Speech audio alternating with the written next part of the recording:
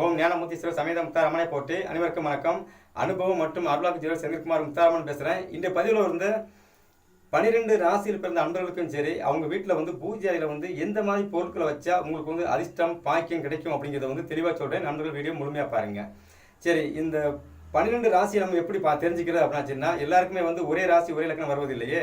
எல்லாருக்கும் வந்து ராசி இலக்கணம் வெவ்வேறாக வருது. நாங்கள் எப்படி எடுக்கிறது அப்படின்னு நினைக்கிற நண்பர்கள் வந்து, அதாவது ஒருத்தருக்கு வந்து மேச ராசி கன்னி இலக்கணம் வருதுன்னு வைக்கலாம். கன்னி ராசிக்கு என்ன பொருள் சொல்கிறோமோ, அதே சமயத்தில் வந்து மேச ராசிக்கு என்ன பொருள் சொல்கிறோமோ அந்த இரண்டு பொருளையும் ஒன்றா சேர்த்து வைக்கணும். ராசியும் இலக்கணம் வெவ்வேறாக வந்தால், ராசி இலக்கணம் ஒன்றா வருது அப்படின்னா நான் சொன்னது அப்படியே செஞ்சால் போதும். அப்போ இந்த குழப்பம் உங்களுக்கு வரக்கூடாதுல்ல, அதுக்காக தான் தெளிவாக சொல்கிறேன். சில பேர் வந்து எனக்கு வந்து தனுசு ராசி வருது, ஆனால் தனுசு ராசி லக்கணம் வந்து பார்த்தீங்கன்னா கும்ப லக்கணம் வருது, அப்போ நாங்கள் எப்படி வைக்கிறோம் அப்படின்னா, கும்ப ராசி கும்ப லக்கணத்துக்கு நான் என்ன பொருள் சொல்கிறேனோ அதையும் வைக்கலாம்.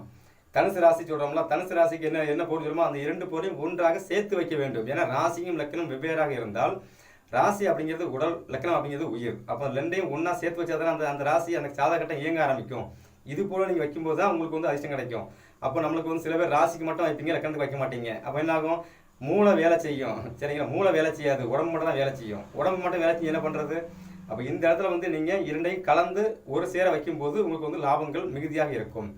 சரி, இந்த மேச ராசியில் பிறந்த அன்பர்களுக்கு வந்து உங்கள் வீட்டு பூஜை அறையில் வந்து நீங்கள் வந்து சுத்தமான, அதாவது இரத்த கலரில் உள்ள சிகப்பு கலரில் குங்குமம் வந்து உங்கள் வீட்டு பூஜை அறையில் வந்து எப்பவுமே ஸ்டாக் வச்சுக்கிட்டே இருக்கணும்.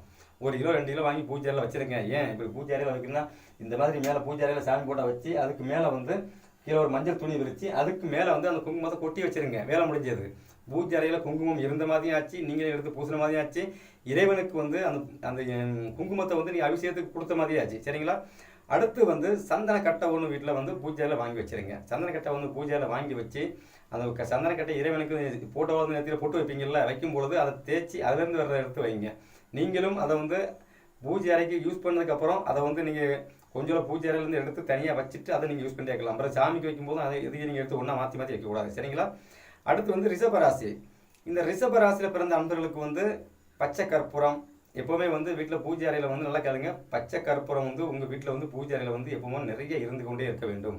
பச்சை கற்பூரம். அதே சமயத்தில் வந்து யாகசாலைக்கு நீங்கள் யூஸ் பண்ணுறீங்கல்ல, ஓமகுண்டம் போடுவோம்ல, அந்த பூஜை பொருட்கள், அந்த பொருட்கள் வந்து உங்கள் வீட்டு பூஜையில் நிறைய இருக்கணும். அது நிறைய இருக்கும்போது என்ன ஆகுன்னு கேட்டிங்கன்னா, அதை வந்து நிறைய பூஜையில் ஸ்டாக் பண்ணி நீங்கள் வச்சிட்டீங்க அப்படின்னா எங்கே இருந்தாலும் அதிர்ஷ்டங்கள் உங்களை தேடி வந்து கொண்டே இருக்கும்.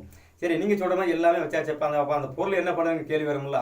இது போல் பொருள் இருக்கிற அன்பர்களுக்கு வந்து என்ன பண்ணணும்னு கேட்டிங்கன்னா, நீங்கள் வந்து வெள்ளி செவ்வாய் அல்லது தினமும் நீங்கள் பூஜை போடுற ஆட்களாக இருந்தாலும் சரி, இல்லை வெள்ளி செவ்வாய் மட்டும் தான் பூஜை போடுறாங்க, பூஜை போடுறீங்க அப்படின்னாலும் சரி, இந்த அன்பர்கள் வந்து சாம்பிராணி புகை போடும்பொழுது வந்து அந்த யாகசாலைக்கு போடக்கூடிய பொருள் இருக்குல்ல, அதை வந்து நீங்கள் பொடி பண்ணி வச்சு அதை வந்து நீங்கள் சாம்பிராணி புகையோடு கலந்து போட்டிங்க அப்படின்னாச்சுன்னா உங்களுக்கு கிடைக்க வேண்டிய அதிர்ஷ்டம் பாக்கியம் வந்து கொண்டே இருக்கும்.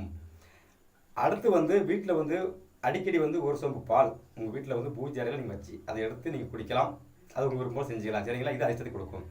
அடுத்து வந்து மிதுன ராசி மற்றும் மிதுன லக்கணத்தில் பிறந்த அன்பர்களுக்கு வந்து உங்கள் வீட்டு பூஜை அறையில் வந்து நல்லா பார்த்துக்கிடுங்க. எப்போவுமே வந்து ஒரு கல்கண்டு, வெள்ளை கல்கண்டு, டைமண்ட் கல்கண்டு, அது ஒரு 1/4 கிலோ 1/2 கிலோ பூஜை அறையில் வாங்கி வச்சுருங்க. எங்கேயாவது போகும்போது வரும்போது அதை நீங்கள் எடுத்து வாயில் போட்டுக்கலாம். இது வந்து உங்களுக்கு அதிர்ஷ்டத்தை கொடுத்து கொண்டே இருக்கும். அடுத்து வந்து வாசனை திரவியம் என்று சொல்லக்கூடிய அக்தர், அரகஜா, செண்டு, அதே சமயத்தில் வந்து லவங்கம், ஏலக்காய், இது போன்ற வாசனை திரவியங்கள் வந்து உங்கள் பூஜை அறையில் வந்து எப்போவுமே ஸ்டாக் இருந்து கொண்டே இருக்க வேண்டும். அப்படி இருக்கும்போது என்ன ஆகுன்னா, உங்களுக்கு வந்து மிகுந்த யோகங்கள் சிறப்பாக வந்து கொண்டே இருக்கும். நீங்களும் வந்து பார்த்தீங்க அப்படின்னாச்சுன்னா உங்கள் வீட்டு பூஜை அறையில் வந்து எப்போவுமே வந்து இந்த யாகசாலைக்கு பயன்படுத்துகிற அந்த பொருள் இருக்குல்ல, அந்த ஓமகுண்டத்துக்கு போடுற அந்த பொருட்களை வந்து அதை வந்து நீங்கள் நிறைய வாங்கி வச்சு அதே நீங்கள் சாம்பிராணி புகையில் போட்டு வந்துகிட்டே இருங்க. நிறைய அதிர்ஷ்டங்கள் மாற்றங்கள் கண்டிப்பாக வந்து கொண்டே இருக்கும். அடுத்து வந்து கடகராசி. இந்த கடகராசியில் பிறந்த அன்பர்களுக்கு வந்து அதிர்ஷ்டம் அப்படிங்கிறது வந்து, அதாவது உங்கள் வீட்டுக்கு பூஜை அறையில் வந்து அதிர்ஷ்டமான தெய்வங்கள் உள்ளே வரணும், அதிர்ஷ்டங்கள் நம்ம தேடி வர வேண்டும், அதிர்ஷ்டங்கள் வந்து கொண்டே இருக்கணும் அப்படின்னு நினைக்கிற அன்பர்களுக்கு வந்து உங்கள் வீட்டு பூஜை அறையில் வந்து நல்லா கணக்கு பண்ணுங்க. சுத்தமான, அதாவது எப்போவுமே வந்து கோவில் பூஜை அறையில் பயன்படுத்துகிற பொருள் வந்து சுத்தமான பொருளாக இருக்கணும். சுத்தமான குங்குமம் உங்கள் வீட்டு பூஜை அறையில் நீங்கள் வாங்கி வைங்க, இது சிறப்பு. அதே சமயத்தில் வந்து சுத்தமான மஞ்சளும் குங்குமமும் உங்கள் வீட்டு பூஜை அறையில் வந்து நிறைவாக இருக்க வேண்டும். அப்போ பூஜை அறையில் வந்து இறைவன் ஃபோட்டோவுக்கு முன்னால் வந்து ஒரு சின்ன மஞ்சள் துணி விரித்து அதுக்கு மேலே வந்து குங்குமம் ஒரு சைடில் வந்து மஞ்சள் பொடி நீங்கள் போட்டு வச்சு பூஜித்து வந்தீங்க அப்படின்னாச்சுன்னா உங்களுக்கு வந்து அதிர்ஷ்டம் வந்து கொண்டே இருக்கும். வீட்டில் வந்து சந்தனம் வந்து குறையக்கூடாது. சந்தனம் வந்து ஒரிஜினல் சந்தனமாக இருக்க வேண்டும். சந்தனம் கட்டை கிடைக்கலாம் வெளில வாங்கி வைங்க, ஆனால் ஒரிஜினலாக இருக்க வேண்டும், சரிங்களா? அப்படி இருக்கும்போது அதிர்ஷ்டம் வந்து கொண்டே இருக்கும். அடுத்து வந்து சிம்ம ராசி. இந்த சிம்ம ராசியில் பிறந்த அன்பர்களும் சரி பாருங்க, உங்க வீட்டு பூஜை அறையில் வந்து நீங்க வந்து சந்தனம், மஞ்சள், குங்குமம் இதெல்லாம் வந்து சுத்தமான மஞ்சள் குங்குமம் வந்து உங்க பூஜை அறையில் வந்து நிறைய இருந்துகிட்டே இருந்தீங்க அப்படின்னாச்சுன்னா உங்களுக்கு வந்து கிடைக்க வேண்டிய அதிர்ஷ்டங்கள் கண்டிப்பாக தேடி வந்து கொண்டே இருக்கும். அடுத்து வந்து கன்னி ராசி. இந்த கன்னி ராசியில் பிறந்த அன்பர்களுக்கு பார்த்தீங்க அப்படின்னாச்சுன்னா உங்க வீட்டு பூஜை அறையில் வந்து எப்பவுமே வந்து ஒரு குடம் நிறைய வந்து நிறைய தண்ணி வைங்க.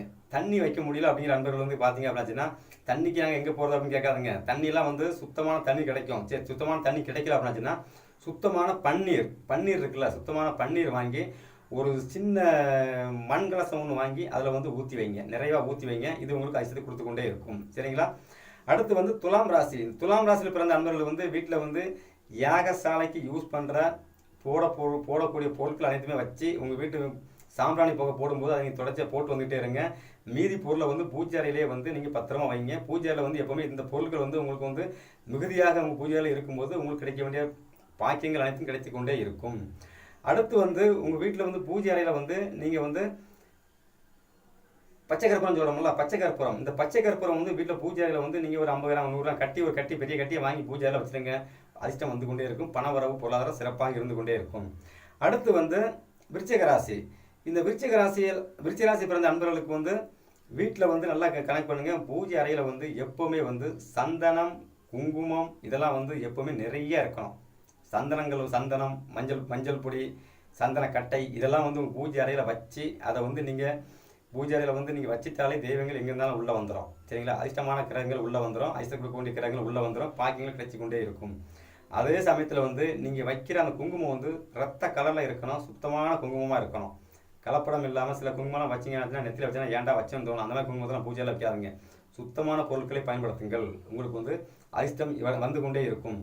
அடுத்து வந்து உங்கள் வீட்டு பூஜை அறையில் வந்து ஒரு சின்ன மண் கலசம் வேண்டாம், ஒரு செம்பு உலோகத்தினால் ஆன ஒரு கலசம் ஒன்று, ஒரு சின்ன கலசம் ஒன்று வாங்கி வச்சு அது நிறைய தண்ணீர் அல்லது பன்னீர் ஃபுல்லாக ஊற்றி பூஜை அறையில் வச்சுருங்க. உங்களுக்கு கிடைக்க வேண்டிய பாக்கியங்கள் அனைத்தும் வந்து கொண்டே இருக்கும். எந்த நாளும் எந்த குறையும் இருக்காது. அட்டகாசமாக உங்களுக்கு வந்து அந்த கிரகங்கள் வந்து வேலை செஞ்சுக்கிட்டே இருக்கும். அடுத்து வந்து தனுசு ராசி. இந்த தனுசு ராசியில் பிறந்த அன்பர்களுக்கு வந்து பார்த்தீங்க அப்படின்னாச்சுன்னா நீங்கள் வந்து உங்கள் வீட்டு பூஜை அறையில் வந்து எப்போவுமே வந்து வைக்க வேண்டிய பொருள் என்னென்னு பார்த்தீங்க அப்படின்னாச்சுன்னா அதாவது ஒரு மண் கலசம் ஒன்று எடுங்க. மண் கலசத்தில் ஃபுல்லாக துவரம் பருப்பு போட்டு வீட்டில் பூஜை அறையில் வச்சுருங்க. அடுத்து வந்து குங்குமம் நிறைவாக இருக்கணும், குறைவு இல்லாமல் இருக்கணும்.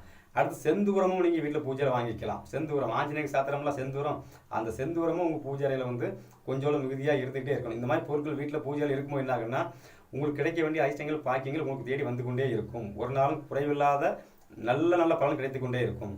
அடுத்து வந்து மகர ராசி. இந்த மகர ராசியில் பிறந்த அன்பர்களுக்கு வந்து பார்த்தீங்க அப்படின்னாச்சுன்னா நீங்கள் வைக்க வேண்டிய பொருள் என்னென்னு கேட்டிங்கன்னா உங்கள் வீட்டு பூஜை அறையில் வந்து ஒரு வலம்புரி சங்கு ஒன்று வாங்கி வச்சு அந்த வலம்புரி சங்கை வந்து நிறைய நீர் ஊற்றி வச்சுருங்க. தெய்வத்துக்கு வச்சுருங்க.